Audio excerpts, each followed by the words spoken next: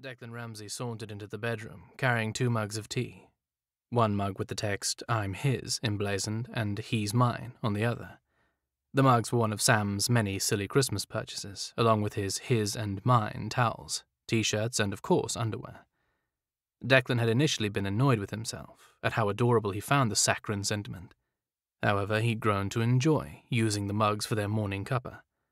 He handed a mug to Sam and sat down on the bed beside him, sipping from his own. "Well, has he been in touch?" "Nope, not a peep," Sam said. "Not one email from James in any of my accounts."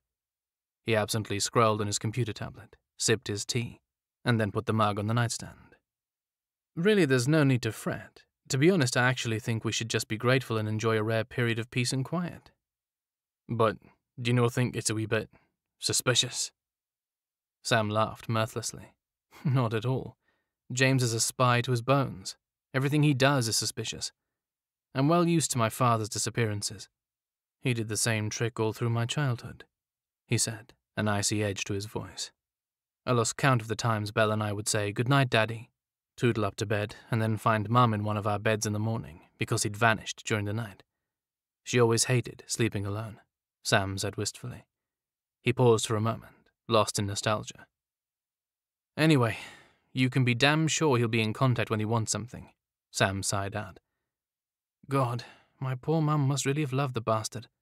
I just don't think I could be with a man who disappeared like that." Declan coughed. Sam saw Declan's sarcastic, narrow glare out of the corner of his eye and bit his lip. "I did it once, okay? I'm not going to turn into my father, if that's what you're thinking," Sam protested. "Thanks for the reassurance, darling," Declan said dryly as he leaned in for a kiss, still privately amused by Sam's protestation. It had been a whole month since Declan returned from Morocco, his skills improved and his masculine swagger reinstated. During his training, Declan had come around to thinking that life as an agent would actually be just what he was looking for. He'd been keen to get to work on something that would add a little variety to his life and utilize more of his brawn and brain cells rather than dealing with overprivileged wealthy people day in and day out. On his return, Declan had been restless, pumped, and ready for whatever James decided to throw at him. However, Sir James Aiken did not call or respond to his messages. To say Declan was disappointed would be an understatement. Now Declan was back on the 9 to 5 at Aiken's, with Sam by his side as an interpreter.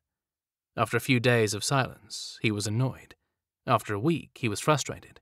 But after a month with no word from Sir James, he took it as a personal snub.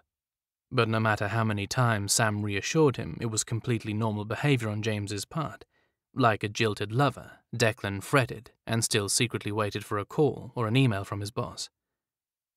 "Darling, take it from me. There is no point in trying to seek acceptance from James. I should know. I spent years trying to win his approval, to be the son he wanted. But no one is ever good enough. No matter how well I perform on a mission, in his eyes, after each mission, everyone returns to zero," Sam said knowledgeably.